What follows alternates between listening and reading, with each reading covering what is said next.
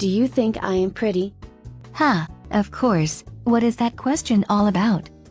I just feel like I have gained a few too many pounds. Do you think I should lose some weight? As your best friend and I would want you to do the same for me, I will be honest and tell you that you have gained a few pounds. Thanks for being honest. And I know you mean a few pounds as in like 30 pounds. Hey, but I have too. This whole working full-time and not eating like I need to has caught up to me. We're not 16 anymore. Amen to that. Are you thinking about trying to drop some weight? Yeah. Go for it, girl. Yeah, I am just apprehensive about the whole thing. I don't know how I will look 30 pounds lighter. You were once 30 pounds lighter before, right? Sure, but my boobs have gotten a little bit bigger and I am afraid I might have these leftover stretch marks on my butt and thighs. Girl, I don't know too many girls that don't have stretch marks somewhere on their body.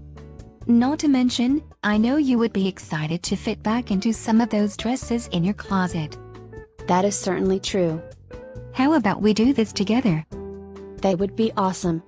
We are only going to feel better about ourselves. You are right. I don't know why I overthink so much. I do the same thing. What girl does not do that?